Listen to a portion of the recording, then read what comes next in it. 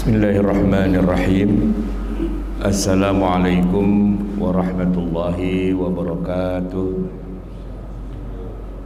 Alhamdulillah wassalatu wassalamu ala rasulillah, amma ba'du.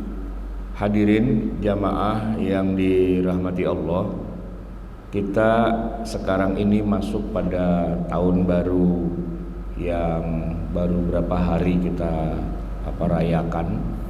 Dan insya Allah kajian kita akan bicara sedikit banyak seputaran tentang tahun baru Hijriyah ini, kaitannya dengan hukum fikih dan syariah. Nah, jamaah yang dirahmati Allah, sebelum kita masuk pada tema pembahasan, saya ingin menyampaikan dulu sesuatu yang barangkali penting juga untuk kita ketahui. Walaupun tahun baru Islam itu diawali dengan tanggal 1 Muharram, tapi sebenarnya kalau bicara tentang hijrahnya Nabi Muhammad sendiri, itu kejadiannya sih sebenarnya bukan di tanggal 1, Pak. Bahkan juga bukan di bulan Muharram. Hijrahnya Nabi itu kalau kita buka berbagai macam kitab sirah nabawiyah, baik yang klasik gitu ya seperti Ibnu Ishaq, ataupun yang modern seperti Fiqh Sirah Ramadan Al-Buti atau Rahiq Al-Makhdumnya Al-Mubarakfuri, semuanya sepakat menuliskan bahwa Nabi itu tiba di Madinah, hijrah dari Mekah itu tanggalnya kompak tuh Pak, semua menulis tanggal 12 Rabiul Awal. 12 Rabiul Awal itu berarti sudah bulan yang ketiga. Jadi kan pertama itu bulannya Muharram, Safar, Rabiul Awal. Nah, yang unik itu ternyata jamaah sekalian, 12 Rabiul Awal juga dalam kitab-kitab sirah itu disebutkan itulah tanggal dan bulan di mana nantinya Rasulullah SAW itu wafat. Jadi tiba di Madinah itu 12 Rabiul Awal, dan wafatnya itu 12 Rabiul Awal juga, 10 tahun kemudian. Dan sebagaimana kita juga sudah tahu, umat Islam di berbagai tempat biasanya memperingati hari lahirnya Nabi Muhammad itu kan juga tanggal 12 Rabiul Awal. Walaupun yang 12 Rabiul Awal tanggal lahirnya Nabi ini agak sedikit ada perbedaan. Misalnya seperti yang ditulis oleh Sofiyur Rahman Al-Mubarakfuri dalam kitabnya Ar-Rahiq Al-Makhdum. Beliau mencoba melakukan konfirmasi. Jadi gini Pak, riwayatnya itu terkenal tanggal 12 Rabiul Awal, tapi juga ada hadis yang sahih yang kita sepakati bersama bahwa beliau itu lahirnya malam Senin. Dan kita mengkonfirmasinya dengan biasanya kita ada puasa Senin dan Kamis. Ketika kita ditanya, dasarnya itu ya Nabi pernah bersabda, hari Senin itu adalah hari di mana aku dilahirkan gitu. Nah, kalau Nabi lahir hari Senin tuh sahihnya udah disepakati. Tinggal dihitung mundur ke belakang gitu Pak. Itu nggak ada yang hari Senin jatuhnya tanggal 12 Rabiul Awal. Kalaupun mau itu tanggalnya tanggal 9 Rabiul Awal. Jadi kalau kita baca sirah nabawiyah yang ditulis oleh Sofiyur Rahman Al-Mubarakfuri, yaitu Ar-Rahiq Al-Makhdum, beliau lebih merojihkan pendapat bahwa Nabi tanggal 9 itu lahirnya. Tapi Rabiul Awalnya tetap cuman beda ya 3 hari kan, dari 9 ke 12 gitu. Namun kebanyakan kitab-kitab fikih itu mengatakan 12 Rabiul Awal ya hari Senin gitu. Jadi ada 3 momen tuh Pak. Nabi lahir 12 Rabiul Awal, Nabi tiba hijrah di Madinah itu 12 Rabiul Awal, dan Nabi wafat dilalahnya juga 12 Rabiul Awal. Jadi kalau sekarang ini Pak, kemarin kan kita tanggal merah tuh ya, hari apa sih? Hari Rabu kalau nggak salah kan. Nah, itu Pak, itu memperingati hijrah Nabi itu sebenarnya ya nggak salah juga sih. Cuman asal jangan keliru aja bahwa sebenarnya hijrahnya bukan tanggal 1 Muharram. 1 Muharram tuh nggak ada kisah tertentu gitu di masa Nabi. Ada kejadian apa tanggal 1 Muharram tuh nggak ada catatan yang spesifik gitu ya. Bahkan kalau di masa Nabi Pak, tanggal 1 Muharram juga nggak dirayakan sebagai tahun baru Islam juga sih. Karena kan penetapan tahun Hijriah itu baru dilakukan di zaman Umar. Di zaman Umar itu dicetuskan untuk pertama kali kita bikin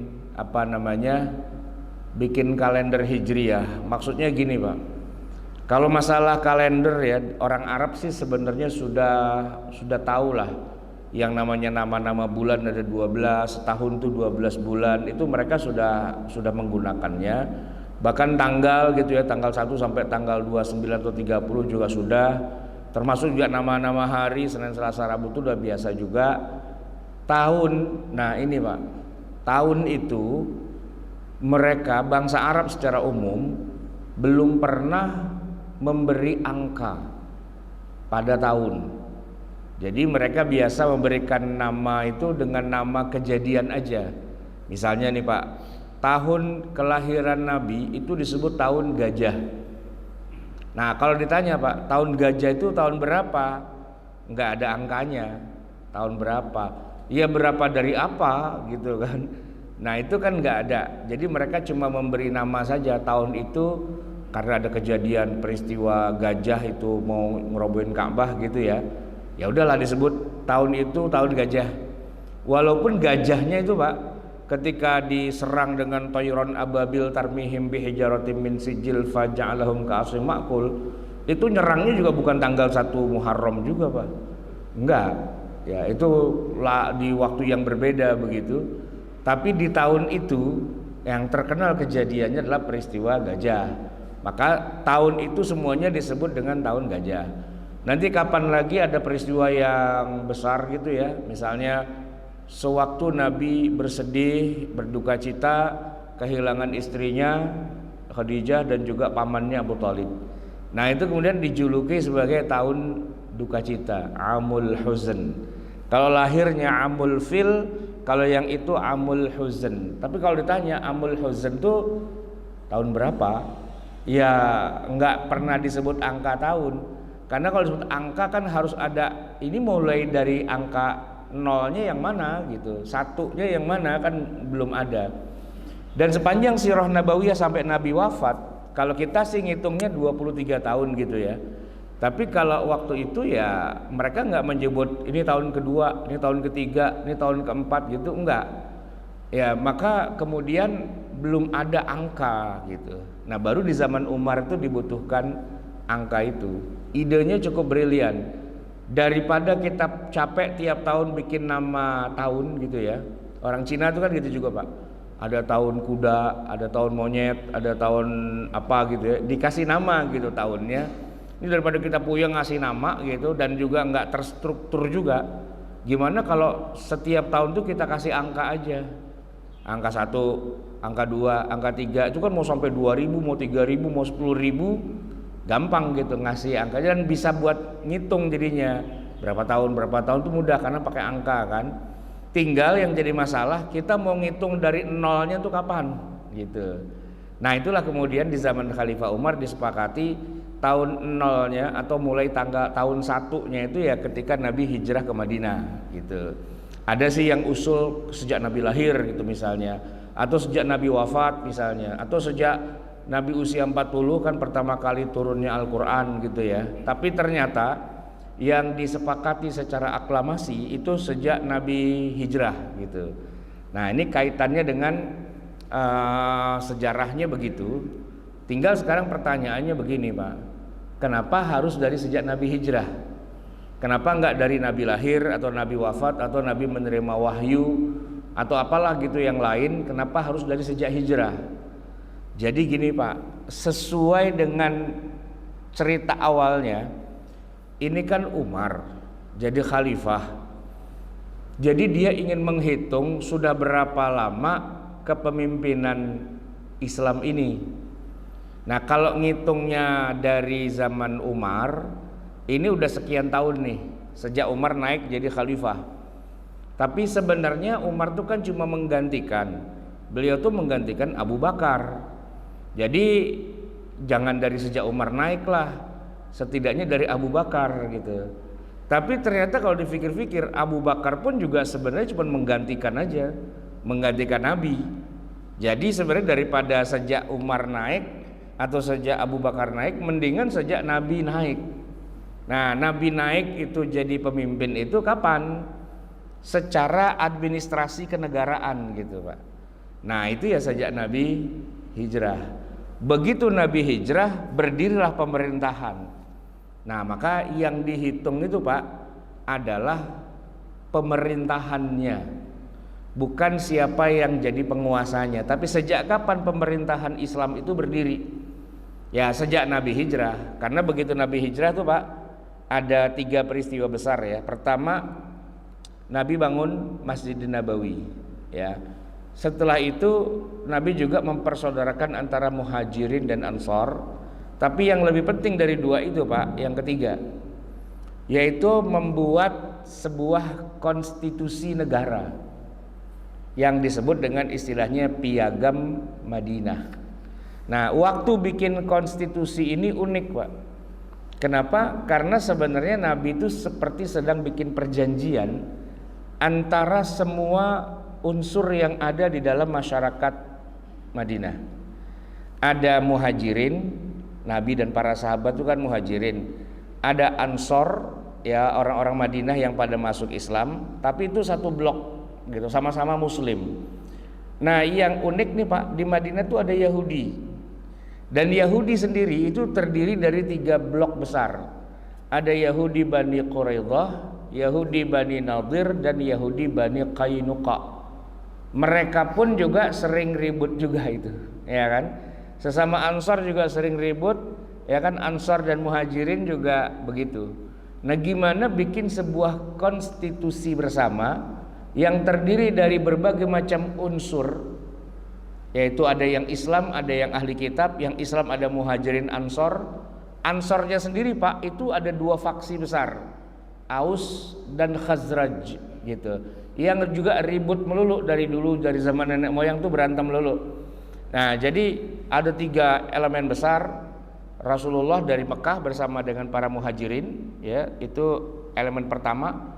Elemen kedua Ansor yang pecah 2 sebenarnya, antara Aus dan Khazraj, ini perang melulu, tapi dua-duanya pada masuk Islam.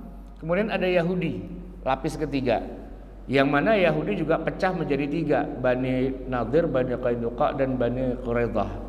Nah, unsur-unsur yang begitu banyak dengan segala macam ideologi dan idealisme serta jalan hidup yang berbeda-beda itu, Pak, itu disatukan dengan Piagam Madinah. Itulah yang disebut dengan konstitusi Islam pertama. Nah, karena itulah maka Umar walaupun sudah katakanlah udah tahun ke-12 gitu, Pak, ketika berkuasa, tapi ketika merumuskan angka tahun kita, kalender kita ini, kita mulai dari sejak tadi Piagam Madinah itu mulai disepakati gitu, Pak. Jadi kalau sekarang kita merayakan tahun baru Islam, pada hakikatnya kita tidak merayakan hijrah Nabi gitu, bukan sebenarnya. Karena hijrah adalah hijrah, sesuatu yang kejadian lalu selesai begitu. Yang kita rayakan itu adalah ulang tahun konstitusi Islam, yaitu Piagam Madinah. Nah, yang itu berkelanjutan terus ya, sejak dibuatnya Piagam Madinah itu sampai Nabi wafat 10 tahun itu ya, Nabi wafat pas 10 tahun gitu ya. Begitu Nabi tiba 12 Rabiul Awal, 10 tahun kemudian 12 Rabiul Awal juga di tahun ke-11 sebenarnya. Tapi itu jatuhnya di 10 tahun ya. Itu Nabi wafat, kemudian diteruskan oleh Abu Bakar selama 2 tahun, diteruskan oleh Umar 10 tahun, diteruskan oleh Utsman 12 tahun, diteruskan lagi oleh Ali 5 tahun. Nah, itulah yang kemudian sering digadang-gadang sebagai masa keemasan Islam, yaitu 10 tahun bersama Rasulullah dan 29 tahun bersama Khulafaur Rasyidun. Al-khulafa ar-rasyidun, para khalifah, artinya para pengganti Rasulullah yang masih pada lurus gitu. Karena setelah itu nanti mulai banyak muncul pertumpahan lah, perpecahan lah. Di zaman Ali itu sudah ada perang Jamal, sudah ada perang Siffin dan sebagainya. Nah, jadi sebenarnya Pak, kalau setiap tahun kita merayakan tahun baru Islam, yaitu kulit terluarnya tahun baru gitu ya, atau yang ke bawah-bawah itu adalah hijrah gitu. Padahal kalau ngomongin hijrahnya mah sebenarnya itu agak-agak sifatnya insidental aja, hijrahnya itu sendiri Pak. Jadi gini, ini cerita backgroundnya juga. Nabi Muhammad SAW itu, kalau boleh saya bilang Pak, beliau itu blessing in disguise, diturunkan di tempat yang salah gitu. Diturunkan di tempat yang salah. Harusnya tuh beliau diturunkannya tuh di Palestina, harusnya. Karena masyarakat Palestina itulah masyarakat yang keturunannya itu para nabi dan rasul. Jadi Palestina itu mau ada Yahudi mau Nasrani, yang mereka tuh tahu bahwa akan ada nabi dan rasul. Cuman entah kenapa Allah punya skenario yang gede pastinya gitu ya. Malah diturunkannya di sana, di Mekah. Yang mana Mekah itu Pak sudah nggak ada nabi, nggak ada rasul sejak nenek moyangnya orang-orang Palestina, orang Arab itu jadi satu, yaitu Nabi Ibrahim. Kalau menurut perkiraan sejarah Pak, Nabi Ibrahim itu diperkirakan hidupnya kira-kira 2000 tahun sebelum Masehi, 1997 sebelum Masehi. Jadi Nabi Ibrahim itu ceritanya ke Mekah ya, tadinya belum ada Ka'bah kan, terus disuruh bangun Ka'bah. Nah 40 tahun kemudian setelah Ka'bah berdiri di Palestina, Allah perintahkan Nabi Ibrahim untuk membangun lagi namanya Baitul Maqdis sebagai kiblatnya orang-orang yang ada di Palestina itu. Nah masalahnya Pak, dari dua anak Nabi Ibrahim, satu Ismail yang di Mekah, satu Ishak yang di Palestina, yang turun-temurun selalu jadi nabi rasul terus gitu, itu yang di Palestina. Jadi kalau seandainya Nabi Muhammad itu lahir di Palestina gitu ya, dakwah Nabi itu lebih mudah. Karena masyarakatnya adalah masyarakat yang selain bertuhan juga bernabi dan percaya pada kitab-kitab suci, bahkan percaya kepada hari akhir. Masalahnya adalah yang saya bilang tadi salah turun gitu ya. Salah turun itu maksudnya dalam tanda kutip gitu Pak ya. Ternyata diturunkannya di Mekah. Yang mana orang Mekah 26 abad itu nggak kenal yang namanya risalah samawi. Sehingga apa yang didakwahkan oleh Nabi Muhammad tentang adanya akhirat itu habis Pak. Habis ditentang. Nggak percaya orang Mekah itu Pak, orang Arab secara umum, bahwa kalau kita sudah mati, kita tuh dihidupkan lagi, dibangkitkan, ada hari kiamat, ada surga, ada neraka. Itu mereka nggak percaya. Kata mereka itu asatirul awwalin, itu dongeng-dongeng orang terdahulu. Nggak ada, kenyataannya semua yang pada mati itu nggak ada yang hidup lagi. Mati ya udah mati, dikuburin, selesai. Itu ya, itu orang Mekah Pak. Sementara Nabi dikit-dikit ngomong tentang akhirat, dikit-dikit akhirat, dikit-dikit surga, dikit-dikit neraka gitu kan. Sebel mereka Pak orang Mekah itu. Makanya Nabi itu Pak 13 tahun dakwah di Mekah susah dapat pengikut, kecuali ya perintilan-perintilan Pak. Perintilan itu maksudnya orang-orang yang tertindas, bukan para pimpinannya. Ya Nabi sudah mengarahkan moncong dakwahnya kepada para pembesar musyrikin Mekah gitu ya. Tapi mereka nggak ada yang mau masuk Islam gitu kan. Sedangkan gini Pak, kalau Nabi ngajakin yang keroco-keroconya, ini buah si malakama Pak. Kalaupun mereka masuk Islam, nah mereka tuh akan ditindas oleh tuannya. Jadi susah Pak, dapetin tuannya nggak dapet, ya kan? Dapetin malah anak buah keroco-keroco. Ini jadi beban Pak. Kalau mereka pada masuk Islam, mereka digebukin sama tuannya kayak model Bilal. Bilal pakai masuk Islam segala lagi gitu Pak. Dia masuk Islam, ya habis Pak, digebukin sama Umayyah. Mau nggak mau kan kita mesti nolongin. Abu Bakar keluarin duit tuh 100 dinar untuk menebus Bilal dari tuannya Umayyah gitu.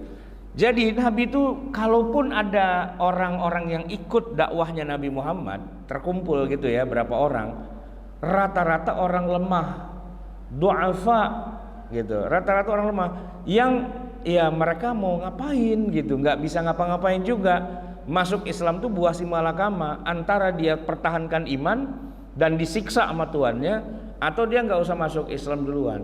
Tapi kalau ngelihat dari segi kualitas, oh berarti hebat dia, berani ngelawan tuannya gitu kan. Secara kualitas iman hebat, cuman secara beban dakwah ini nyusahin nih Pak nih, gitu kan. Dan memang benar Pak, bahkan akhirnya seorang Nabi Muhammad pun akhirnya tetap harus menghadapi resiko kayak gitu. Kalau Nabi Muhammad sebenarnya gini Pak, beliau itu kan cucunya Abdul Muthalib, dan Abdul Muthalib itu terpandang sekali di Mekah, itu terpandang. Kenapa? Boleh dibilang pahlawan Mekah itu adalah Abdul Muthalib, kakeknya Nabi. Karena waktu Abraha mau ngancurin Mekah, Ka'bah itu ya, pahlawannya Abdul Muthalib gitu, pahlawannya. Dia yang istilah kata begini, langsung ngadepin si Abraha, raja dari Habasyah itu, dan kemudian bilang begini, balikin ontak-ontak saya, karena ontak itu punya saya. Kalau urusan nanti mau ngancurin Ka'bah, saya kasih kesempatan. Cuman kalau kenapa-napa nanti Allah turunkan azab apa dan sebagainya, urusan ente ya. Sekarang selamatkan dulu, mari kembaliin ontak-ontak saya, dan saya minta penduduk Makkah keluar dulu semua. Kenapa? Saya nggak yakin kalian tuh selamat dari azab Allah.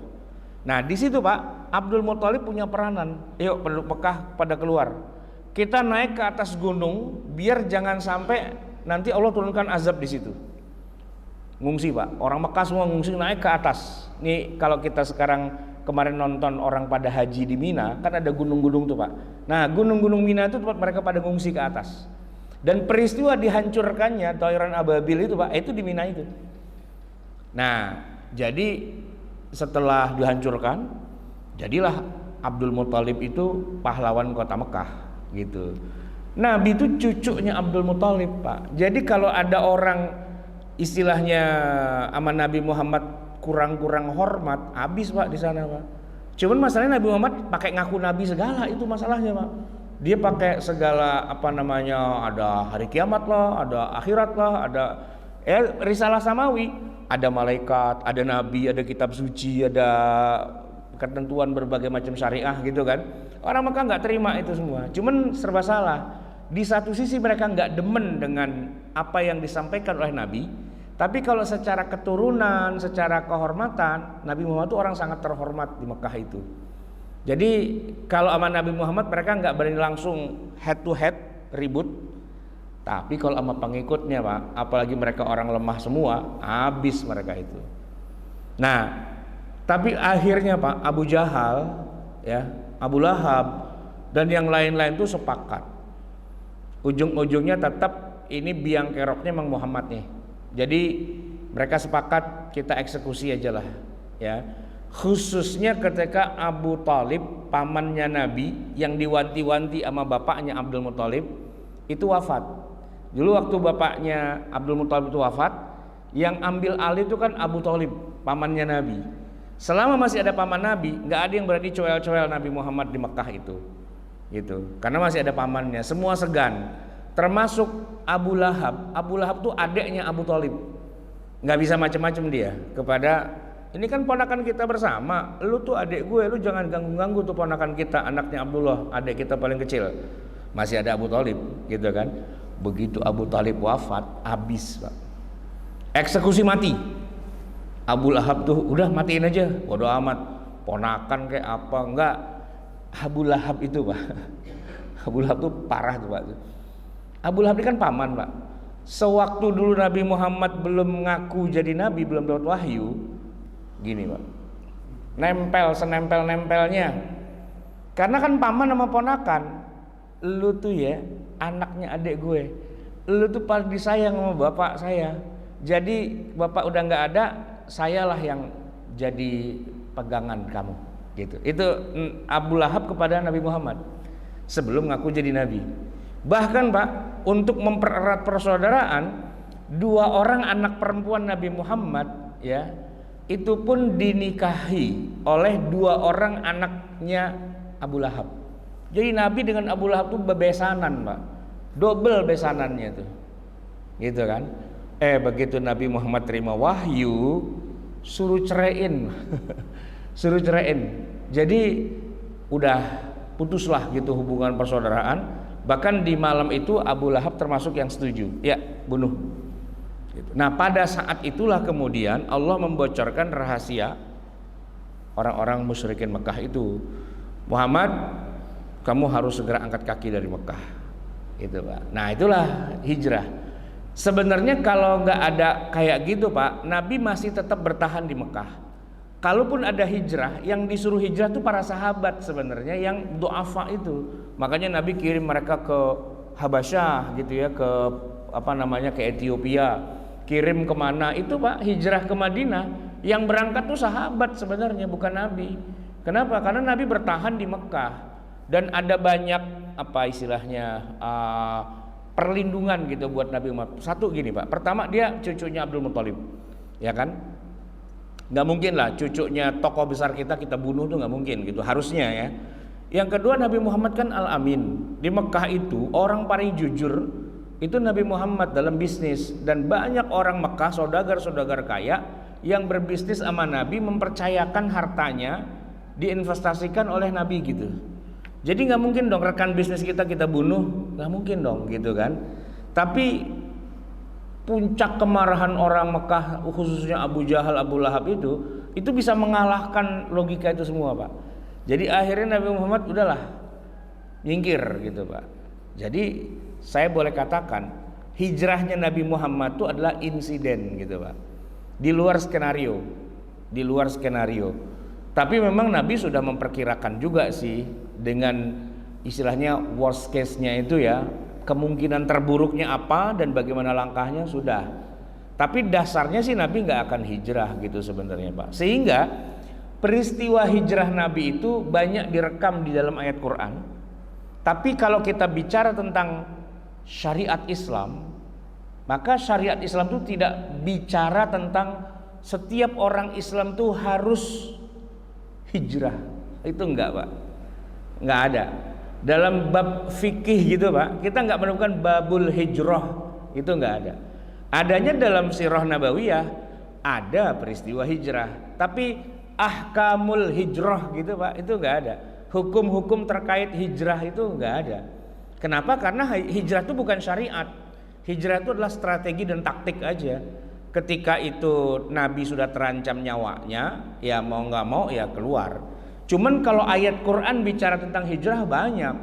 An-Nisa ayat 100 itu, Pak, ya, itu bicara tentang hijrah. Bahkan 3 ayat sebelumnya itu alam takun ardullahi wasi'ah fatuhajiru fiha. Kenapa kalian bertahan di situ aja? Harus kalian hijrah kemana-mana gitu. Jadi bahwa Allah perintahkan Nabi hijrah itu iya. Cuman buat kita sebagai umatnya, apakah kita harus melakukan rekayasa ulang hijrah seperti di masa Nabi? Enggak harus. Ya kalau kita kemudian mengalami kondisi kayak Nabi, terancam, hijrahlah kita gitu. Tapi perintah hijrah itu tidak yang sifatnya mutlak setiap orang Islam harus berhijrah. Itu enggak. Ya sebagaimana begini, Pak, ini saya kasih contoh ya, beberapa kejadian di masa Nabi yang banyak ayat Qur'annya tapi nggak masuk dalam inti dari syariat Islam, karena itu cuma kejadian aja tapi tidak harus dilaksanakan. Contohnya gini, Pak, di dalam Al-Quran ketika bicara tentang ciri-ciri orang yang beriman, ada nama satu surat judulnya Al-Mu'minun, surat yang ke-23. Di antara ciri-cirinya itu, Pak, kan gini bunyinya, gimana? Qad aflahal mu'minun alladzina hum fi salatihim khashi'un gitu ya. Nah, nanti ayat keberapa tuh sampai bunyinya begini. Walladzina hum li furujihim hafizun illa ala azwajihim aw ma malakat aymanuhum. Nah, aw ma malakat aymanuhum itu, Pak, itu jadi urusan nih, Pak. Karena gini, ciri orang beriman 1, 2, 3, 4 gitu ya. Terus yaitu mereka yang memelihara kemaluannya. Istilahnya gitu, Pak, memelihara kemaluannya. Maksud dipelihara tuh bukan biar jadi gede gitu, bukan, Pak. Memelihara kemaluannya, tidak boleh melakukan hubungan seksual sembarangan, tidak boleh berzina, kecuali hanya pada 2, illa ala azwajihim, pada istri mereka, atau ma malakat aimanuhum, pada budak-budak mereka. Gitu, Pak. Pertanyaannya, apakah seorang mukmin itu harus punya istri dan punya budak biar imannya menjadi lengkap? Gimana, Pak? Enggak kan? Kalau punya istri iya. Tapi kalau punya budak harus enggak? Enggak dong, ya kan? Nah, berarti kan enggak sesuai dengan Quran. Kan Quran bilangnya suruh memelihara kemaluan kecuali pada istri dan budak. Nah, Allah nyebut budak loh, au ma malakat aimanuhum. Hari ini enggak ada budak, Pak. Kira-kira kita sebagai umat Islam apakah wajib menghidupkan kembali perbudakan biar sesuai dengan Quran? Wajib nggak, Pak? Enggak lah, ya kan? Karena itu bukan maqasid, itu bukan tujuan. Ayat Quran itu lagi bicara konteks. Kondisinya di masa itu orang pada punya istri dan orang juga pada punya budak perempuan. Kalau budak perempuan boleh. Dan memang tidak ada ayat yang kemudian menganulir kebolehan untuk bersetubuh dengan budaknya sendiri, Pak. Nggak ada ayatnya, nggak ada hadisnya. Cuma hari ini budaknya nggak ada dan Anda nggak boleh mengkias. Waduh, nggak ada budak nih, ada pembantu tuh boleh juga nih kita anggap budak. Nggak bisa, Pak. Ya, babysitter gitu. Wah, mau nggak saya anggap jadi budak gitu? Nggak bisa, Pak. Gitu. Ya budak udah ada ketentuannya gitu kan. Kalau budaknya nggak ada, ini apakah harus diada-adakan biar sesuai dengan Quran? Ya kan jawabannya enggak, Pak. Ya kan? Ya kalau kondisinya kayak gitu ya begitu. Tapi kalau konteksnya enggak ada ya udah enggak usah dihidupkan. Sama dengan ketika Al-Qur'an ayat surat At-Taubah ayat 460 mengkhususkan zakat itu hanya boleh kepada 8 asnaf, tapi salah satunya wafir riqab, dan pada budak. Nah, sekarang kan enggak ada budak, Pak. Jadi amil-amil zakat itu wajib mengadakan budak lagi apa enggak? Gitu. Kan budak nggak ada nih, Pak, jadi tinggal 7 loh, kan harusnya 8. Nah, karena budak nggak ada zaman sekarang, apakah syariat Islam mewajibkan kita menghidupkan lagi perbudakan biar 8 asnafnya tuh lengkap? Ya kan enggak, ya kan? 8 asnaf tuh adanya di zaman Nabi gitu. Di zaman waktu perbudakan ada 8 asnaf. Kalau perbudakannya udah nggak ada, apa perlu kita hidupkan perbudakan? Ya enggak dong. Terus Qurannya gimana? Ya enggak apa-apa. Kalau perbudakannya enggak ada ya udah selesai, kita enggak usah menghidup-hidupkan perbudakan gitu, Pak. Ya. Sama dengan begini, waktu zaman Nabi itu kan kalau orang jual beli kan pakai alat tukar tuh emas atau perak. Nah, sekarang kan enggak ada tuh, Pak, orang jual beli pakai emas dan perak gitu. Terus apakah kita harus menghidup-hidupkan kembali alat tukar jual beli emas dan perak? Enggak juga kan? Kenapa? Karena waktu Nabi ada itu, Pak, jauh sebelum Nabi Muhammad lahir, sebelum ada kenabian gitu ya. Emang orang Arab tuh ya kalau dagang ya alat tukarnya ya emas ya perak. Bahkan kalau mau diliatin tuh, Pak, koinnya itu gambar itu raja Romawi itu, yang dinar yang emas itu. Kalau yang perak itu raja Persia. Karena itu yang bikin bukan orang Arab sebenarnya. Itu adalah dari peradaban barat Romawi dan peradaban timur Persia. Nah, orang Arab berdagang kan ke barat ke timur kemana-mana gitu. Jadi di Mekah itu beredar 2 alat pembayaran. Nah, waktu itu Nabi lahir di situ, hidup di situ, berdagang di situ, pakai emas, pakai perak untuk alat tukarnya. Setelah itu emas dan perak hilang. Sekarang berganti dengan currency, dengan mata uang, ya kan? Nah, pertanyaannya hari ini, apakah kita harus menghidupkan kembali zaman di mana orang bertransaksi dengan emas dan perak? Enggak, walaupun di Quran disebutkan begitu, Pak. Ya, nih Pak, Quran itu kan ketika ngomongin kewajiban zakat emas dan perak, itu ada ayatnya, Pak. Walladzina yaknizuna adz-dzahaba wal fiddata.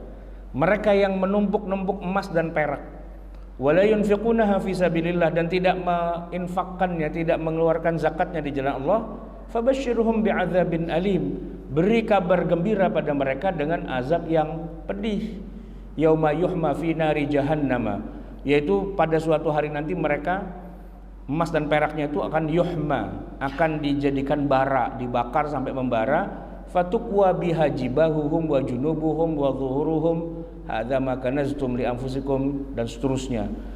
Nah, itu ayatnya Pak mengcapture kehidupan di zaman Nabi, yaitu orang yang menumpuk-numpuk emas dan perak. Pertanyaannya sekarang gini, hari ini tuh orang nggak menyimpan emas dan perak, gitu. Mata uang yang disimpan kan.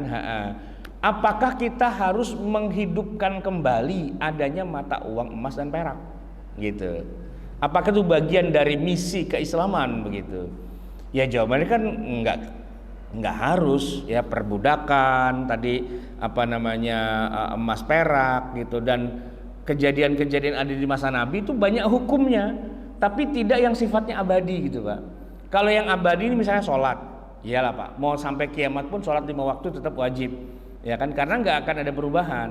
Puasa Ramadan tetap wajib gitu, kemudian haji gitu tetap wajib, apapun yang terjadi itu udah bagian syariat Islam yang utuh, yang sampai akhir zaman nggak akan ada perubahan sedikit pun. Tapi kalau kayak tadi Pak, kayak budak, kalau budaknya nggak ada ya udah kita selesai, kita nggak dituntut sama Allah harus mengada-adakan budak begitu. Kalau budaknya ada, ayo gitu, ya kan? Misalnya tiba-tiba di satu pasar gitu, wah dibuka nih penjualan budak, lelang gitu. Boleh Pak tuh jalan-jalan ke sono beli gitu, bawa pulang gitu kan. Kalau ada, tapi kan nggak mungkin kalau hari ini ada perbudakan yang legal, itu nggak ada, kecuali kalau human trafficking, oke lah itu terjadi. Tapi itu kan bukan budak, itu kan ya perampokan gitu ya, itu melawan hukum lah ya. Kalau di zaman Nabi Pak, yang namanya pasar budak itu legal, dilegalkan oleh hukum dan dilegalkan oleh Al-Quran, legal itu. Jadi ya al-abdul abik, budak yang kabur dari tuannya itu Pak, itu wajib ditangkap, wajib dikembalikan lagi kepada tuannya gitu. Nggak boleh kemudian dulu kabur aja gitu sono gitu, nggak bisa. Itu dia aset milik tuannya yang harus dikembalikan kepada tuannya. Jadi legal gitu perbudakan. Nah, hijrah Nabi Pak gitu juga. Kasusnya adalah Nabi itu diancam mati. Nah, karena beliau diancam mati, Allah bilang ya hijrahlah gitu. Nah udah, Nabi hijrah. Pertanyaannya Pak, kalau sekarang kita nggak diancam mati, terus apa kita harus bikin suasana biar kita tuh diancam, biar kita bisa hijrah? Nah, kan jawabannya nggak harus gitu Pak. Kita hidup di zaman dimana Islam itu sudah jaya, sudah bebas dipeluk. Kita bukan ada di negeri yang istilahnya kafir harbi, yang kalau ada orang Islam terus ditembakin gitu Pak. Kecuali misalnya nih Pak ya, pada tahun 90 itu saya masih ingat ada perang antar suku di Eropa itu, di Bosnia Herzegovina, yang dulu namanya negara Cekoslovakia gitu ya. Perang tuh Pak antar etnik, ada Bosnia, ada lagi Serbia. Serbia saudaraan sih Pak, cuman perang yang satu Kristen, yang satu Islam. Yang Islam Pak dibunuh-bunuhin gitu. Kalau ada orang Islam dibunuh-bunuhin. Nah saat itu Pak wajib tuh Pak bagi mereka yang dibunuh-bunuhin itu hijrah. Jangan diem aja di situ nungguin kematian. Enggak, lu ntar kalau ketemu orang Serbia lu tembak-tembakin, lu dibunuh, di cleaning etnik gitu ya. Minggat pada kabur pada lari kemana gitu. Itu wajib buat mereka itu Pak, karena memang terancam keselamatan nyawanya. Hijrah sesuai dengan konteksnya gitu. Di mana lagi Pak ada orang umat Islam gitu terus terancam nyawanya? Ya di mana kira-kira Pak? Di dunia ini di mana ada orang Islam terancam nyawanya gara-gara dia Islam ditembak gitu Pak? Ya mungkin kalau ada perang antar agama gitu ya. Tapi di Indonesia kita nggak menemukan itu Pak. Orang Islam di mana-mana ada, dan nggak ada yang ngancem umat Islam. Yang ada juga umat Islam ngancem mereka gitu ya. Nah terus kalau emang begitu, apa kita mesti kudu hijrah? Ya kan jawabannya enggak Pak. Ngapain kita hijrah? Dalam rangka apa kita hijrah gitu? Kalau maksudnya hijrah tuh seperti yang ada di zaman Rasulullah. Nah tapi Pak, ini sebagai sebuah tambahan aja. Sekarang kan apa-apa semua serba hijrah Pak, ya kan? Nah, itu adalah sebuah isti'arah, pinjem istilah. Istilahnya doang hijrah, pada dasarnya bukan hijrah. Ya cuman ngambil semangatnya gitu Pak. Jadi gini Pak, kebetulan sekarang udah musim nih, orang-orang yang tadinya pada tukang mabok gitu ya, terus udah mulai pada ya insaf lah gitu, udah nggak mabok. Nah dibilang aja, wow udah hijrah loh gitu Pak. Padahal sih itu sebenarnya bukan hijrah Pak, itu insaf sebenarnya Pak. Ya kan insaf, tadinya nggak pernah sholat, sekarang jadi rajin sholat, terus dibilang aja, itu hijrah tuh. Padahal bukan, itu namanya insaf sebenarnya Pak. Tadinya nggak pakai kerudung, ya rambutnya bondol begitu aja Pak kemana-mana, ya kan, buka aurat, ngumbar aurat. Sekarang cakep Pak, rapi, pakai jilbab, ada yang pakai cadar dan sebagainya, terus dibilang itu hijrah gitu. Ya enggak juga. Ya silahkanlah mau dikasih nama hijrah juga, jihad juga boleh, ya kan. Tapi itu insaf sebenarnya Pak, bukan hijrah sebenarnya. Kalau hijrah mah dia diancam, ditodong pakai laras pistol, lu murtad gak lo? Kalau nggak murtad gue tembak lo, jeder gitu Pak. Nah baru dia, ya deh saya murtad gitu kan. Atau wah daripada saya diancam gitu, bukan saya kabur dah, pergi kemana gitu. Nah, itu hijrah Pak, gitu. Ashabul Kahfi itu Pak diancam mau dibunuh, lalu mereka kabur ke hutan, masuk ke dalam goa, tidur 300 tahun tambah 9 tahun. Nah, itu hijrah tuh, ya kan. Tapi kalau cuman tadinya jarang-jarang ikut pengajian, sekarang aktif nih Pak di pengajian, sono ikut, itu dibilang hijrah. Ya apa lo kata dah, terserah. Ya. Itu cuman istilah aja sih Pak. Sebenarnya dia yang lebih tepat tuh insaf. Cuman memang kalau kata-kata insaf tuh kurang keren Pak gitu. Ya kurang eye catching gitu. Jadi ya boleh dah, Allahumma turja, ya Allah atur aja. Lu bilang hijrah juga cakap juga dah gitu ya. Daripada dibilang insaf kan kayaknya kesannya kayak jelek banget. Ya udah hijrah dah gitu. Udah hijrah tuh dia gitu. Nah, tapi ada ketentuannya gini, Pak. Ini ada orang-orang yang kan dia baru insaf. Biasanya tuh Pak, orang kalau baru insaf, baru dapat nilai-nilai agama, kan belum lengkap tuh pengetahuannya gitu Pak. Nah kadang-kadang tuh ya karena terbatasnya ilmu, jadi dia tuh nggak bisa melihat perspektif yang luas. Yang dia tahu kebenaran baru itu doang. Padahal ada lagi kebenaran-kebenaran yang lain yang sifatnya itu tidak bertabrakan. Ini benar, itu juga benar. Cuman karena yang hijrah ini taunya baru yang satu doang, yang lain walaupun benar sama dia dibilang tidak Islami. Gitu Pak. Jahiliyah, gitu. Sekuler dan seterusnya Pak. Ini karena wawasannya belum luas gitu ya. Kan gini Pak, misalnya nih ya, diajarin nih sama guru ngajinya, ya kan, pakai kerudung, kalau bisa yang lebar, yang warna hitam, yang gombrong, kalau perlu pakai cadar. Itu yang diajarin tuh Pak, gitu kan. Salah apa benar Pak? Benar sebenarnya, gitu. Cuman karena dia taunya cuma itu doang, begitu ngelihat ibu-ibu pakai kerudung biasa doang Pak, nah dibilang itu belum hijrah itu. Belum hijrah gitu. Ya dia taunya hijrah tuh yang diajarin sama gurunya. Kalau nggak kayak gitu bukan hijrah namanya Pak. Nah ini yang saya bilang rada-rada kebablasan. Harusnya namanya orang baru belajar, memang harusnya sih gurunya tuh lebih bijak gitu ya, ngasih pemahaman yang lebih luas. Karena kalau enggak ntar dia merasa udah jago, udah jadi pendekar gitu Pak. Padahal baru dapat jurus doang. Itu semua pendekar yang lain ditantangin Pak. Diajak berantem semua gitu. Nah ini yang agak kacaunya. Maka kadang-kadang kita jadi merusak citra istilah hijrah itu di situ Pak. Baru belajar agama, ilmu belum banyak, udah belagu hijrah, orang lain tuh Pak disepelekan, dijelekkan, bahkan disalah-salahkan dan sebagainya, mengatasnamakan hijrah. Ah itu yang jadi masalah Pak. Oke ya, itu yang ngomongin hijrahnya. Nah balik ke tema kita, yaitu ketika memperingati 1 Muharram itu adalah memperingati pemerintahan Islam.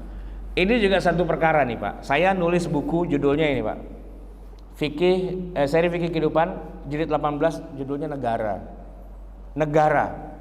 bagaimana Nabi, para sahabat, para tabi'in, atba'ut tabi'in, dan juga para ulama sepanjang zaman membuat rumusan tentang pemerintahan Islam.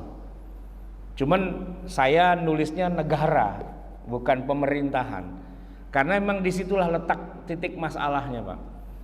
Kalau pemerintahan dengan negara sebenarnya itu ada perbedaan yang sangat signifikan, ya. Tapi karena ikut ngetren juga, Pak, ya kan, fikih negara gitu kesannya lebih seru daripada fikih pemerintahan. Kalau melihat karya-karya para ulama, ya, di bidang ini, ya, saya melihat ada paling tidak ada 10, Pak, literatur terkait dengan fikih yang ngomongin tentang negara. Walaupun sebenarnya lebih banyaknya itu bukan istilahnya, bukan negara tapi pemerintahan. Misalnya nih, Pak, yang paling awal sekali karya Abu Yusuf ulama muridnya langsung dari Imam Abu Hanifah, wafatnya 182 Hijriah. Itu beliau menulis tentang al-kharaj, pajak gitu. Kira-kira maknanya pajak, tapi nggak sama persis seperti kita sekarang, al-kharaj. Kemudian 450 Hijriah, Al-Imam Al-Mawardi menulis karya besar, Al-Ahkam As-Sultaniyah, hukum-hukum terkait dengan kekuasaan. Jadi kan di dalam sejarah Islam itu selalu ada sultan, ada pemerintah, ada penguasa. Bagaimana caranya penguasa itu menjalankan amanahnya, harus begini, harus begitu, harus apa dan sebagainya. Itu ada hukum-hukum yang disusun, ya. Dan karya cemerlangnya salah satunya adalah Al-Imam Al-Mawardi. Dan dengan judul yang sama, Al-Ahkam As-Sultaniyah, juga kemudian ditulis oleh Abu Ya'la, ya. Abu Ya'la ini ulama besar juga, ya, hidupnya hampir sezaman karena wafatnya 458, 3 tahun kemudian dari Al-Mawardi. Kemudian Al-Imam Al-Haramain, ya, Al-Juwaini, wafatnya juga nggak jauh beda, 478, punya kitab namanya Ghiyathul Umam, ya, Ghiyathul Umam. Al-Juwaini ini menulisnya sekitar 500-an halaman. Isinya tuh bagaimana cara mengatur negara, pemerintahan. Kemudian nanti Al-Kharaj tadi, selain dari Abu Yusuf juga ada Yahya bin Adam yang menuliskannya. Kemudian ada Al-Amwal, bagaimana memanage harta dalam sebuah pemerintahan. Karena kan begini, Pak, di zaman Nabi dan di zaman para sahabat itu kan kalau zakat, infak, sedekah itu kan kepada negara. Jadi pemasukan negara tuh dari banyak sumber gitu, ya kan? Dikelola oleh negara dan dikembalikan kepada rakyat. Nah, itu judul kitabnya adalah Al-Amwal, karya Abu Ubaid dan Ibnu Zanjawi. Kemudian nanti ada Imam Ibnu Taimiyah, ya, wafatnya 728, menulis kitab As-Siyasah Asy-Syar'iyyah. Nah, ini agak sedikit geser tuh, Pak, nama kitabnya. Biasanya tentang sultan, pemerintahan, sekarang As-Siyasah, ya, siasat di dalam masalah syariah gitu, ya. Kemudian nanti ada At-Tahrir, ya, Tahrirul Ahkam karya Ibnu Jamaah. Kemudian di zaman modern ini ada karya Dr. Yusuf Qardawi, Min Fiqhid Daulah, dan juga ada Syekh Dr. Abdullah Qadiri, Al-Hudud was Sultan. Tapi sebenarnya masih banyak lagi, Pak, yang saya sebutin cuma 10 aja. Nah, kitab-kitab itu bicara tentang bagaimana mengelola sebuah pemerintahan, ya, mengelola sebuah pemerintahan. Apa hak dan kewajiban seorang pemimpin, gitu. Cuma yang unik begini, Pak, pemerintahan dalam Islam sepanjang sejarah itu mengalami perubahan terus-menerus. Kalau yang paling modern, ya, yang paling modern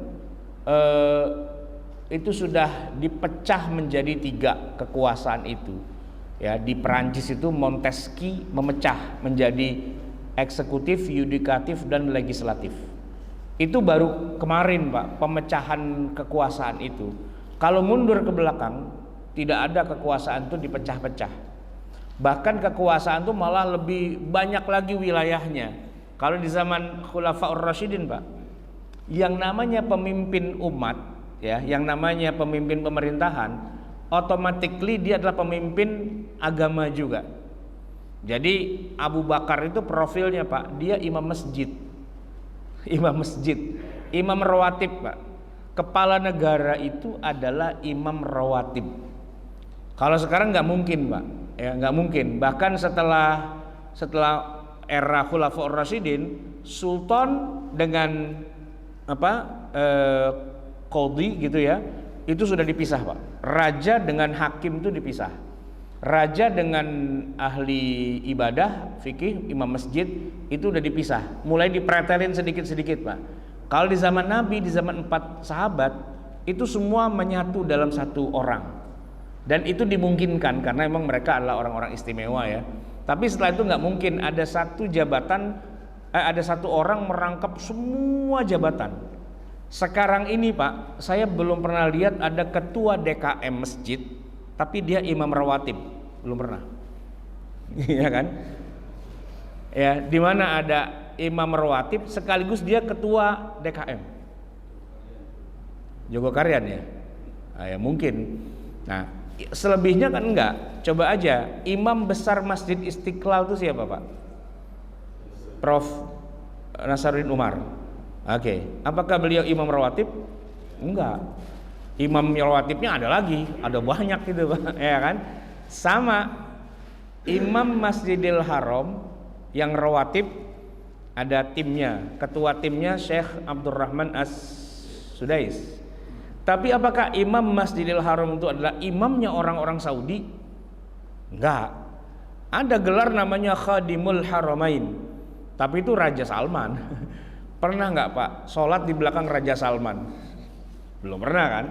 Nah, jadi semakin kesini itu pemerintahan tuh memang semakin luas cakupannya, tapi jabatan-jabatannya tuh semakin dipretelin gitu Pak, dipretelin sehingga jadi tinggal sedikit. Nah di zamannya Montesquieu pemerintahan yang tinggal sedikit itu, sebelum Montesquieu ya, di Barat itu pemimpin agama dan pemimpin pemerintahan dipisah. Jadi kalau dulu Pak, gereja itu adalah pemimpin politik juga, ya kan? Terus dipisah, biar nggak tercampur-campur. Gereja-gereja, negara-negara, udah gitu kan? Negara pun akhirnya dipisah juga Pak. Kalau dulu kan semua raja itu adanya di atas hukum, gitu. Jadi apa yang dititahkan oleh raja itulah hukum, gitu Pak, ya kan? Tapi setelah itu enggak. Di zaman modern kesini Pak, yang namanya pemimpin atau disebut dengan istilah eksekutif itu adanya di bawah hukum, sehingga seorang pemimpin ya bisa saja di tengah perjalanannya diimpeach dan kemudian dihukum gitu. Kalau zaman dulu mana bisa Pak, raja itu dihukum, itu nggak bisa karena yang bikin hukum itu raja. Nah di dalam dunia Islam tuh mengalami gitu juga Pak. Cuman yang jadi masalah begini, kitab-kitab fikih tentang negara dan pemerintahan kita itu masih merujuk kepada zaman-zaman di mana kepemimpinan masih terpusat pada satu orang. Dia adalah imam rawatib, dia adalah pemimpin negara, dia adalah qadhi yang memutuskan hukum dan seterusnya. Enggak mengikuti perkembangan zaman di mana sudah tidak mungkin lagi ada satu orang menjabat sekian banyak jabatan. Nah, problematikanya tuh di situ itu, Pak, ya. Nah, kemudian yang kedua, dalam hal pemerintahan. Di zaman kita sekarang yang muncul untuk yang paling banyak ide untuk mengembangkan pemerintahan itu justru dari kalangan-kalangan yang punya pandangannya itu sempit, Pak. Berpikirnya bahwa kalau namanya negara Islam berarti adalah negara eksklusif yang tidak boleh ada orang di luar Islam di dalamnya. Ini muncul pandangan ini dari kelompok-kelompok yang sebenarnya pandangan tentang pemerintahannya itu terbatas. Padahal kalau kita lihat mundur ke belakang di zaman Rasulullah, Piagam Madinah itu bukan fakta pendirian negara Islam dalam arti di dalamnya hanya orang Islam saja. Enggak. Justru Nabi malah mengajak semua masyarakat yang ada di Madinah, apapun dia, mau Arab mau Yahudi mau Bani Quraidah, Bani apa dan sebagainya, ayo ikut menandatangani fakta perjanjian bersama ini, Piagam Madinah. Jadi konsep negara dalam tanda petik negara Islam itu kita nggak temukan di dalam sirah nabawiyah, karena yang dibangun oleh Nabi itu bukan negara Islam, enggak, tapi negara atau pemerintahan yang isinya macam-macam orang, yang masing-masing agama silahkan hidup. Jadi di Madinah itu Pak, di masa Rasulullah, jalan ke sini ketemu Masjidin Nabawi, jalan ke sana ketemu gereja, ketemu sinagog gitu. Dan orang Yahudi, orang Islam hidupnya nyampur. Bahkan sampai Nabi wafat, Nabi masih punya utang kepada saudagar Yahudi. Itu menunjukkan bahwa Yahudi dan Islam di Mekah, di Madinah itu hidup bareng. Bahwa ada Yahudi yang kelas hardliner, yang ekstrim, itu nggak bisa ditolak Pak. Makanya ada juga perang melawan Yahudi Khaybar, pengusiran Bani Quraidah, Bani Qainuqa, dan itu ada. Tapi tidak semua Yahudi itu kayak gitu. Ya, Yahudi yang baik itu malah dijamin sama Rasulullah, yang kita kenal dengan istilah kafir harbi. Kan kita mengenal tuh Pak istilah kafir harbi. Itu basically, technically di masa Rasulullah, yaitu mereka orang Yahudi yang tidak berkhianat, yang tetap masih memegang teguh perjanjian Piagam Madinah. Dan uniknya Pak, kalau sesuai teksnya, seandainya Nabi Muhammad itu diserang oleh orang Arab sendiri, kan Nabi Muhammad orang Arab, terus diserang nih Pak sama orang Mekah gitu kan, itu yang berkewajiban ngebelain itu ya Yahudi Pak. Harus ikut perang juga bersama kaum muslimin, bantuin kaum muslimin diserang sama saudaranya. Dan sebaliknya orang-orang Yahudi di Madinah, kalau mereka diserang juga sama Yahudi ekstrim dari mana, maka Nabi Muhammad harus melindunginya. Dan itu yang dilakukan oleh Nabi. Makanya ada istilah kafir harbi, kafir zimmi. Di Madinah Pak, Yahudinya pecah dua. Sebagian jadi kafir harbi, kemudian mengintimidasi sesama Yahudi yang masih pro sama Nabi Muhammad. Itu diintimidasi Pak. Dan Nabi Muhammad pasang badan. Jangan begitu dong lo. Itu kan saudara lo sendiri, sama-sama Yahudi. Kenapa diintimidasi? Kata Nabi, sini. Kalian saya lindungi. Kalau ada teman-teman kalian sesama Yahudi yang macam-macam, laporin sama saya. Gitu Pak. Maka Nabi ngancem kepada Yahudi yang mengintimidasi sesama Yahudi yang pro sama Nabi Muhammad dengan kalimat yang saya kira kita semua sudah kenal, ya kan? Man adzani waliyan faqad adzantuhu bil harbi. Siapa saja penduduk Madinah yang cowel nih Yahudi yang ini, yang udah saya lindungi, lu urusannya sama gue, kita perang. Gitu Pak. Perang lawan Yahudi itu Nabi ya, karena Nabi mempertahankan hak-hak Yahudi yang baik. Gitu di Madinah, gitu Pak. Nah itu yang kadang-kadang nggak difahami oleh orang zaman sekarang. Dia tuh berpikirnya bikin negara Islam, di situ isinya Islam semua. Kalau ada orang kafir disembelih-sembelihin semua begitu. Nah itu ketemu pemikiran kayak gitu dari mana? Siapa yang ngajarin kayak gitu? Nggak ketemu dalam sirah nabawiyah model kayak gitu. Bahkan di zaman Abu Bakar Yahudi masih ada di Madinah. Zaman Umar Yahudi masih ada di Madinah. Ya, zaman Utsman, zaman Ali masih ada Yahudinya. Kalau mereka tidak berkhianat, tidak memusuhi, tidak jadi musuh dalam selimut dan sebagainya, jadi warga negara yang taat hukum, dilindungi. Jadi itu yang sebenarnya aslinya ada, dan itu yang kita agung-agungkan, itu yang kita bangga-banggakan ke seluruh dunia. Hebat loh Islam, sejak awal bisa hidup bersama-sama dengan pemeluk agama yang lain. Dan itu pula yang diterapkan oleh Umar ketika beliau diminta oleh para pendeta di Palestina untuk menjadi penguasa di Palestina. Umar Pak itu diundang sama pendeta di Palestina itu, tolong dong Umar, Anda jadi penguasa di sini, tolong atur nih, di sini orang pada agama banyak nih, ada Yahudi dan Nasrani dengan sekte-sekte yang banyak, itu ribut mulu tiap hari, gedebak-gedebuk nggak jelas. Kita angkat tangan nyerah gitu. Nah, tolong deh Umar, Anda kan di Madinah udah cakep tuh, ya kan? Bisa nggak yang kayak gitu di cloning taruh di sini? Itu permintaan pendeta-pendeta Kristen Pak di Palestina itu. Dan Umar datang menerima kunci Baitul Maqdis di Palestina, gitu. Dan sampai sekarang itu Islam ada di Palestina. Itu gara-gara mereka kagum melihat bagaimana Madinah itu mengatur sedemikian rupa kehidupan antar umat beragama. Itu Islam, itu sejarah kita, itu yang kita banggakan. Kalau tiba-tiba muncul di tengah umat Islam ada ide-ide tuh bikin negara Islam dalam arti negara agama yang agama lain nggak boleh hidup, harus digebukin, dibusuin dan sebagainya. Itu yang namanya penyimpangan, itu yang namanya inhiraf gitu.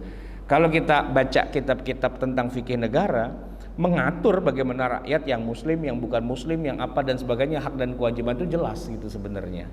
Nah, tapi sekarang Pak, makanya orang jadi takut ya, dan salah gitu Pak, salah kaprah. Kita mau bangun khilafah gitu misalnya Pak. Coba deh dipikirin, kalau mau bangun khilafah itu maksudnya apa?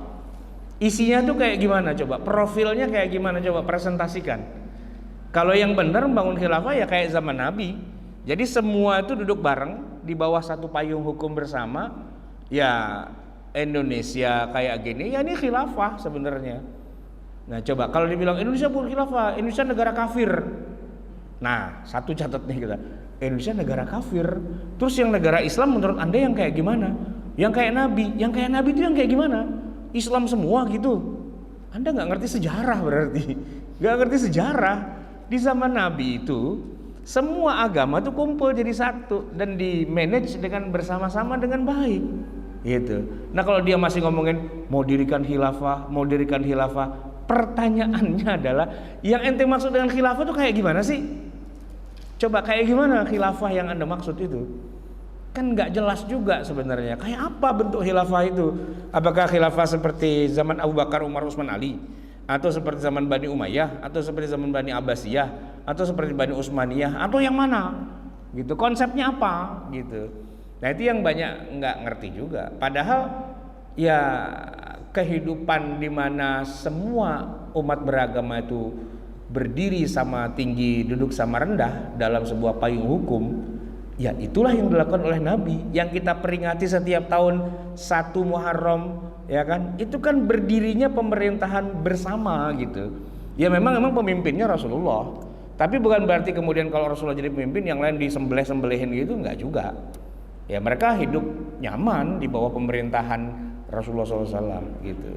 Nah itu Pak, semoga itu bermanfaat. Adakah pertanyaan dari jamaah? Mungkin kalau ada silakan.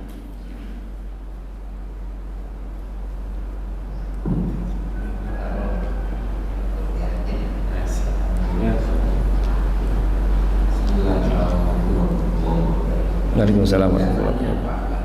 Cuma saya mohon konfirmasi, saya yakin bacaan Pak Yai jauh lebih banyak daripada bacaan saya. Saya hanya mengkonfirmasi aja dari pencerahan bahwa salah satu motivasi hijrah itu sebetulnya bukan karena ancaman pembunuhan atau yang lainnya, tapi adalah karena syariat Islam tidak bisa dijalankan di maka beliau hijrah itu untuk bisa menjalankan maqasid syariah di Madinah. Itu satu.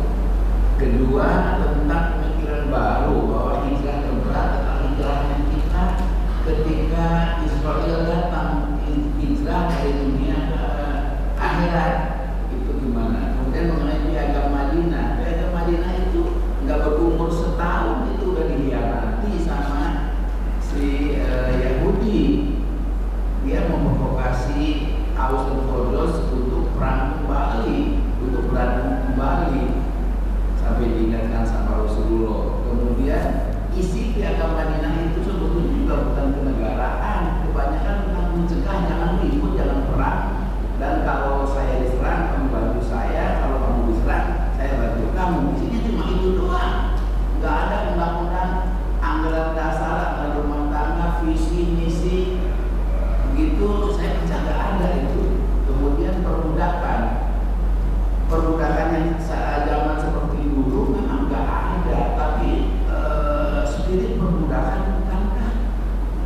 bukan untuk menikahi, tapi untuk mengangkat derajat budak itu sendiri. Kalau kamu mau berhubungan dengan dia, maka bebaskan dulu, nikahi dulu dia, bebaskan dulu. Memang kalau sebagai budak harus dinikahi, tapi spiritnya saya lihat bebaskan dulu dia, jangan jadi budak, kemudian angkat dia jadi istri. Konteksnya dan sekarang kalau pembantu babysitter, ya bebaskan dulu udah jadi babysitter, dan angkat jadi istri kita. Udah kan, terus serius lah, ini macam nanya doa, cuma motivasi doa, perbudakan mengangkat derajat.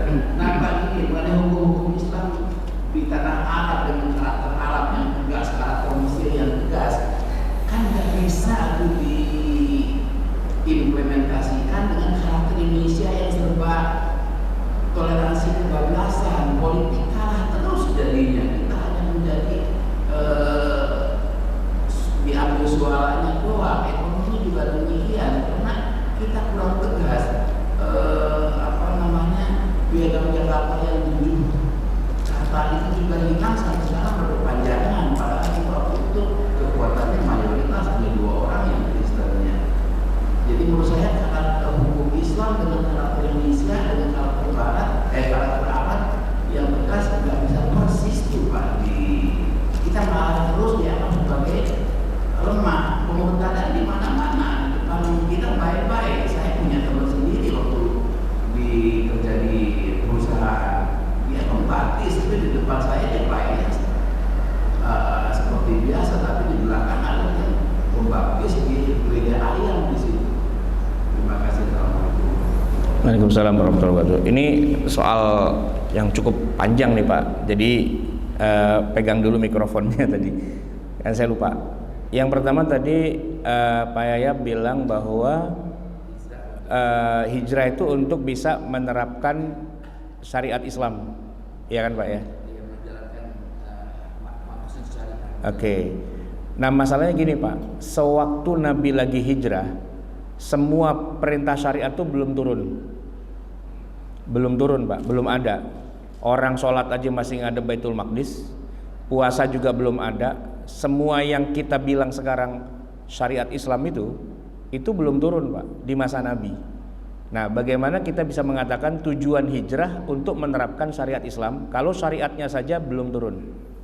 Gimana Pak? Jadi baru spiritnya aja. Iya. Seperti zakat, baru spirit memberi makan kepada orang miskin. Memang syariatnya belum. Iya. Betul. Tapi untuk merealisasi spirit itu, spirit zakat. Ya artinya pada saat Nabi berangkat, itu proposal tujuannya dalam rangka apa? Oh, pengen nerapin hukum Islam nanti di sana. Kan hukum Islamnya juga belum turun. Gak mungkin dong Pak, Nabi berangkat dalam rangka menegakkan syariat Islam ke Madinah. Kan gak mungkin, orang syariatnya aja belum turun. Yang ada saat itu ya Nabi berangkat karena apa? Ya karena mau dibunuh gitu.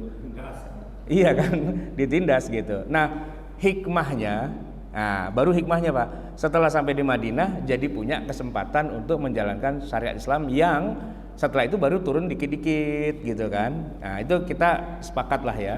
Terus apalagi tadi Pak, Piagam Madinah itu cuma setahun usianya. Oke. Saya sepakat, tapi saya mengatakan begini Pak, nggak mentang-mentang ada yang berkhianat lalu Piagam Madinah bubar semua gitu Pak. Enggak, kalau bubar kan berarti kita perang semua nih gitu. Artinya enggak mentang-mentang ada yang kayak gini Pak. Misalnya negara Republik Indonesia, ada yang berkhianat, misalnya pemberontakan apa gitu kan.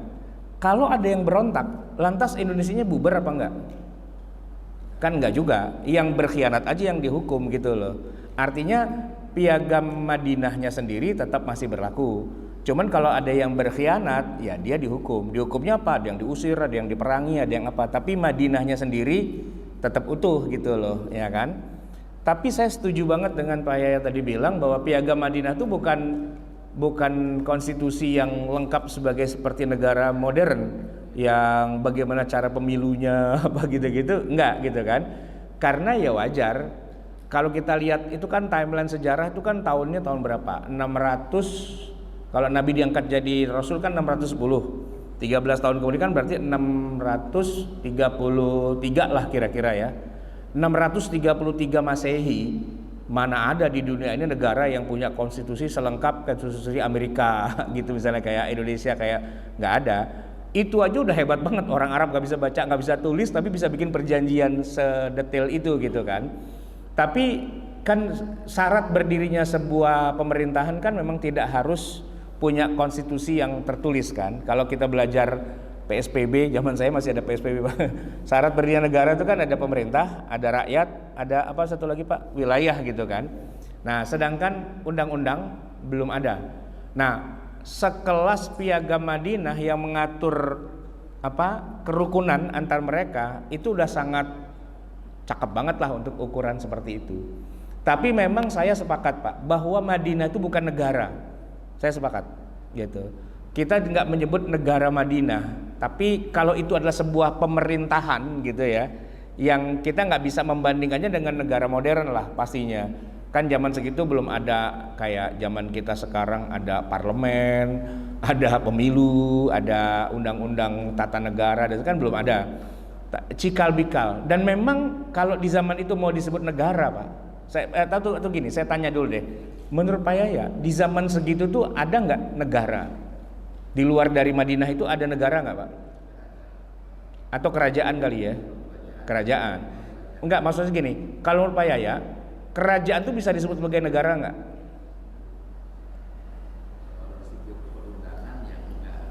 Artinya kalau kita bilang negara modern bukan, tapi kalau itu sebagai sebuah pemerintahan tuh iya gitu kan. Tapi kan di zaman itu semua pemerintahan pasti pemimpinnya disebut dengan malik gitu kan, dengan raja gitu kan. Nah di Madinah itu kira-kira bisa nggak berdiri sejajar dengan kerajaan-kerajaan yang ada? Madinah itu bisa nggak dianggap sebagai anggaplah dalam tanda petik itu kerajaan juga, itu bisa nggak disamakan? Gimana kira-kira? Itu jadi masalah Pak memang, karena ketika Nabi mau kirim surat kepada raja-raja dunia, kata para sahabat, nggak bisa, Anda itu bukan raja, dan raja itu tidak terima surat dari orang biasa, harus raja juga. Kalau surat-surat antar raja itu bisa, tapi kalau kita bukan raja, kok kirim surat kepada raja tuh nggak diterima. Nah maka bikin stempel itu Pak, biar diakui sebagai sejajar dengan kerajaan-kerajaan, dan diterima suratnya Nabi itu, min Muhammadin Rasulillah ila Hirakla azimir Rum gitu kan. Jadi Nabi ingin memposisikan Madinah itu ya kayak negara lah gitu kira-kira. Walaupun kalau kita ngomongin negara modern, jangankan Madinah, Romawi, Persia dan sebagainya juga bukan negara itu sebenarnya, kerajaan aja. Tapi kan kita nggak bisa bilang bahwa Madinah itu kerajaan Muhammad gitulah ya. Jadi enaknya kita sebut apa? Ya kita sebut pemerintahan gitulah, ya kan, pemerintahan Madinah yang kalau sebagai syarat sebuah negara sekedar cikal bakalnya udah kayak negara sih, tapi unsur yang paling pentingnya kalau menurut saya yang harus digarisbawahi keberagamannya. Nah, karena justru yang sekarang jadi isu terbesar adalah banyak kelompok umat Islam pengen bikin negara Islam. Itu Pak poinnya. Mau bikin daulah Islamiyah, mau bikin khilafah, tapi konsepnya itu nggak sama dengan yang ada di zaman Nabi, yaitu nggak boleh ada orang kafirnya, nggak boleh ada unsur orang kafir baik sebagai pemerintahan ataupun sebagai rakyat.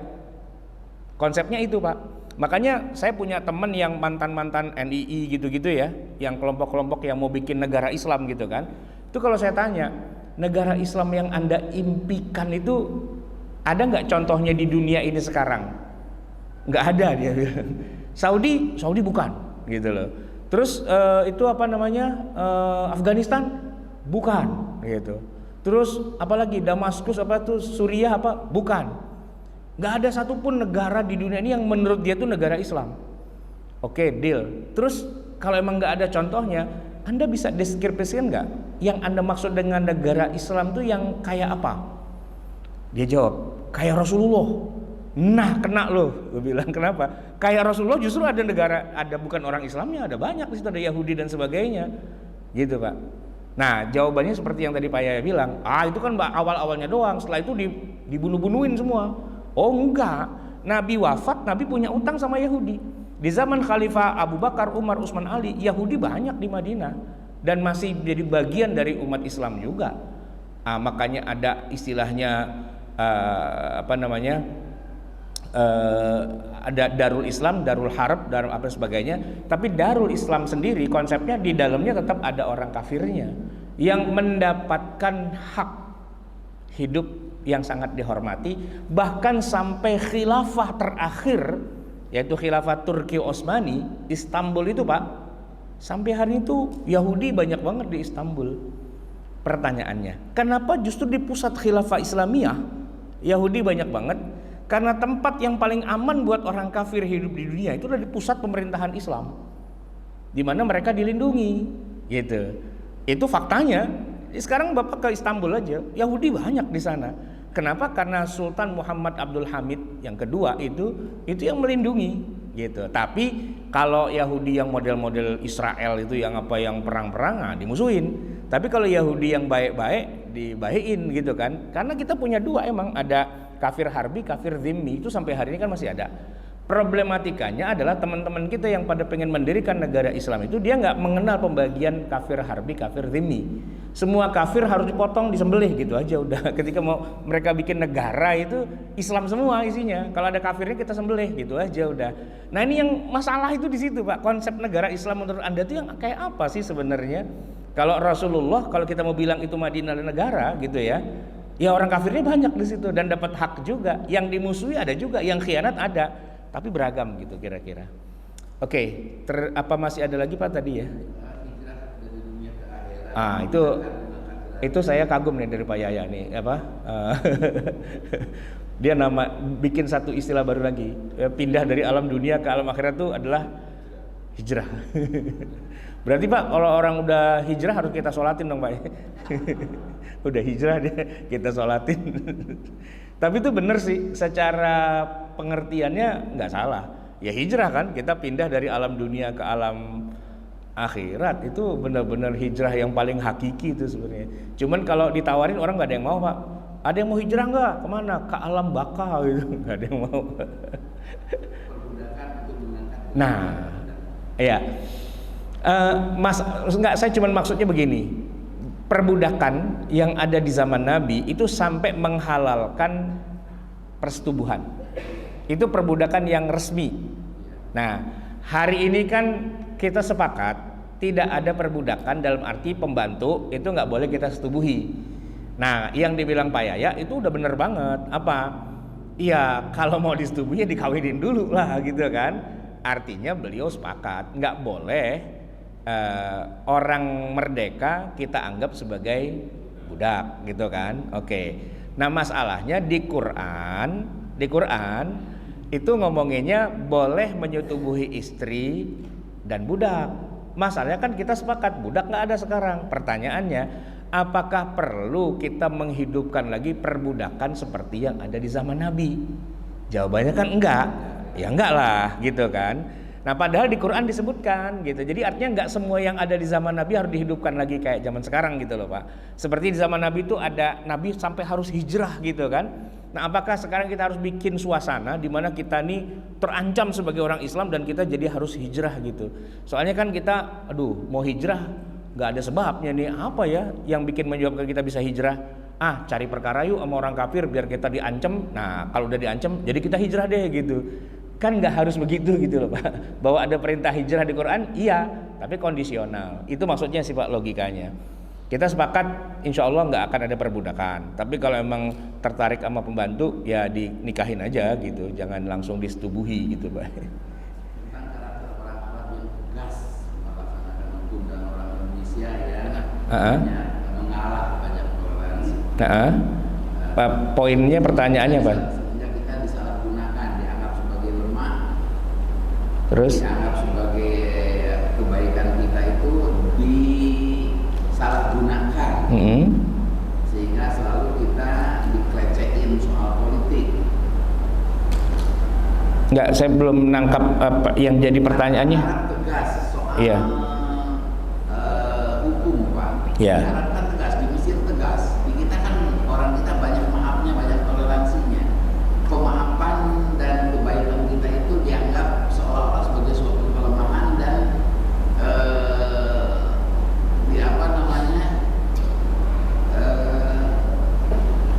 jadi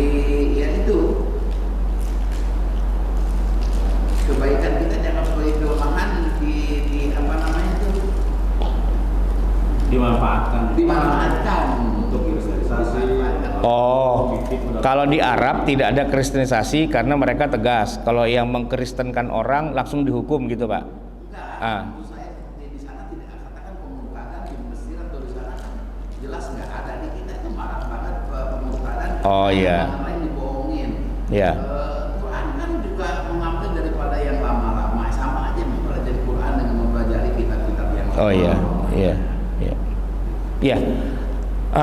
Begini Pak, saya sih melihatnya, saya setuju dengan Bapak bahwa Indonesia itu lemah dalam arti gampang dimurtatin itu iya.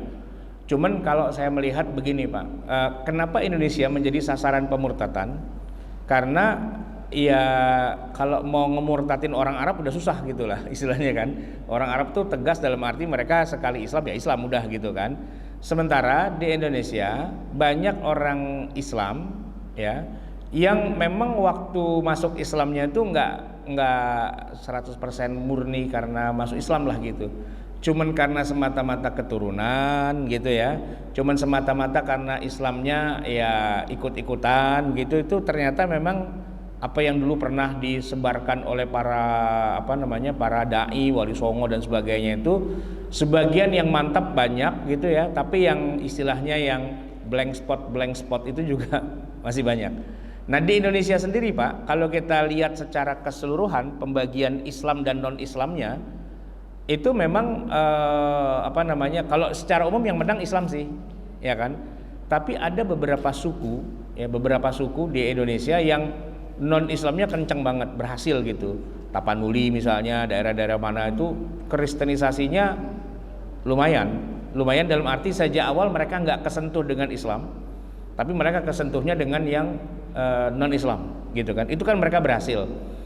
Nah tapi juga ada wilayah yang tadi itu Pak, yang rada blank spot abu-abu antara dia Islam dengan dia bukan Islam. Misalnya gini Pak, orang tuanya ini Muslim bapaknya, tapi ibunya Kristen gitu. Nah yang ini nih Pak yang rawan banget nih gitu, karena pernikahan antara agama biasanya dari situ sebenarnya, pindah-pindah agamanya tuh di situ, perkawinan. Nah di Indonesia karena yang satu nih Kristennya nggak Kristen amat gitu ya, terus yang Islamnya juga nggak Islam amat. Nah mereka boleh tuh nikah gitu pada kawin gitu. Itu banyak kasusnya Pak. Sebenarnya kalau dia Kristennya Kristen yang serius, nggak akan mau punya mantu atau besan orang Islam dari awal, nggak gitu. Yang Islamnya gitu juga, kalau dia serius Islamnya nggak akan mau lah nikah sama yang beda agama. Bahkan undang-undang perkawinan kita pun itu kan melarang ada pernikahan beda agama, ya kan, dari awal gitu. Tapi ya namanya Islamnya abangan, Kristennya abangan juga gitu, ya kan. Jadi nggak peduli dengan agama, yang sekuler lah gitu istilahnya, itu cukup banyak. Nah mereka yang sekuler inilah yang kemudian banyak yang pindah agama. Satu ya. Yang kedua daerah-daerah yang miskin dan tertinggal, ya kan. Ya rawan lah itu dengan kayak gitu-gitu. Tapi biasanya sih itu kalau udah makmur balik lagi biasanya Pak gitu. Maka angkanya perlu dikonfirmasi Pak ke statistik. Jadi gini, Islam di Indonesia itu cuma dari awal memang cuma 82, sekian persen, nggak sampai 83%. Nah itu kalau bicara prosentasenya sebenarnya tidak terjadi penurunan signifikan atau kenaikan signifikan tuh enggak terjadi gitu. Yang ditakutkan terjadi kristenisasi massal itu sebenarnya enggak terjadi Pak. Apalagi juga sekarang muncul juga reaksi kan. Jadi saudara-saudara kita mau bangun gereja, terus bupatinya atau wali kotanya Muslim, pasti nggak dikasih izin, udah gitu aja kan. Kalau dulu kan bebas gitu kan, sekarang udah pasti nggak dikasih izin. Tapi kebalikannya di daerah-daerah yang Kristennya kuat, yang bupati atau pejabatnya Kristen, ya orang Islam mau bikin masjid juga nggak boleh gitu. Ada baiknya ada buruknya. Ada baiknya ya udah berarti ini daerah Kristen semua nih, kita nggak usah pakai dakwah lah ke sono daripada ribut gitu kan. Atau dibalik, ini daerah Muslim semua nih, lu nggak usah pakai bikin gereja lah di sini, ntar daripada ribut. Ada baiknya Pak, walaupun ada kurang baiknya juga. Kenapa orang beragama dilarang-larang gitu kan? Saya ini termasuk yang tukang demo Pak, kalau ada gereja mau dibangun di dekat rumah saya. Orang daerah Karet, Pedurenan itu Islam semua. Tapi kita punya perbatasan Pak, jadi ini daerah Karet orang Cina semua. Nah ini Pedurenan masjid Islam semua, batasnya jalan raya Pedurenan itu. Kalau ke sini Cina semua. Nah mereka tuh pada bikin gereja di sini. Cuman lu jangan bikin gereja di sini, kita abisin gitu. Sebagaimana lu jangan bikin masjid di sini, ntar kita abisin. Jadi batasnya situ Pak. Nah itu kalau anjingnya orang Cina masuk kampung kita, nggak pulang itu Pak anjingnya, gitu. Kita timpukin, gitu. Nah cuman masalahnya di daerah tempat saya tuh Pak dibangun mall Ambasador, kan gede itu Pak. Nah lantai 5 paling tinggi disewa sama gereja. Nah kita nggak bisa demo Pak, kenapa? Lah orang dia nyewa gitu kan. Nah lo kalau mau bikin masjid lo nyewa aja lagi gitu kan. Nah area-area kayak gitu agak aman itu sebenarnya. Nah proses kristenisasi itu memang salah satu yang terbesar di dunia itu Indonesia. Cuman kalau kita balik ke konfirmasi ke angka statistik, sebenarnya nggak terjadi yang namanya perpindahan besar-besaran seperti yang kalau misalnya zaman dulu Pak, kayak di mana Spanyol gitu ya. Itu kan memang benar-benar diperangi Pak. Kalau nggak masuk Kristen, diusir, dibunuh. Itu kan terjadi di Spanyol misalnya, atau di beberapa negara yang lain gitu kayak di Filipina, di mana. Nah di Indonesia tuh sebenarnya nggak terjadi sampai sejauh itu. Yang masuk Islam setiap hari juga nggak berhenti itu Pak. Setiap hari yang login itu banyak juga, ya kan. Tapi daerah-daerah yang pada Kristen juga ya banyak juga. Artinya seimbang begitu. Seimbang. Kalau di Indonesia sebenarnya nggak terlalu banyak. Cuman memang era tahun 70-an, era tahun 60-an itu pemerintahannya memang kayak memberi peluang besar gitu kepada kristenisasi. Tapi itu cerita tahun 80-an sih Pak.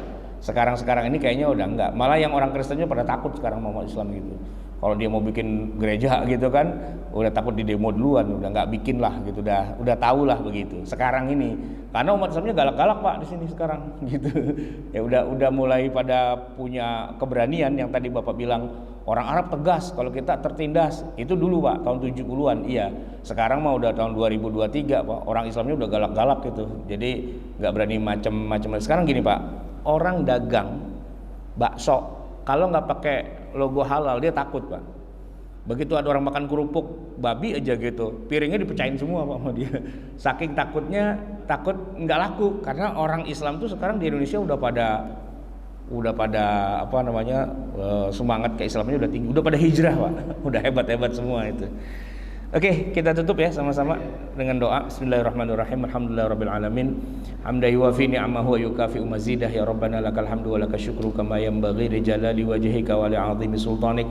Allahumma shalli wa sallim wa barik ala sayyidina Muhammadin wa ala ali Muhammad. Rabbana zalamna anfusana wa illam taghfir lana wa tarhamna lanakunanna minal khasirin. Rabbana amanna bima anzalta wattaba'na ar-rasula faktubna ma'asy syahidin. Rabbana la tuzigh qulubana ba'da idh hadaitana wa hab lana min ladunka rahmatan innaka antal wahhab. Rabbana atina fid dunya hasanah wa fil akhirati hasanah wa qina adzabannar. Wa sallallahu ala sayyidina Muhammadin wa ala alihi wa sahbihi wasallam walhamdulillahi rabbil alamin. Wassalamualaikum warahmatullahi wabarakatuh. Terima kasih Pak.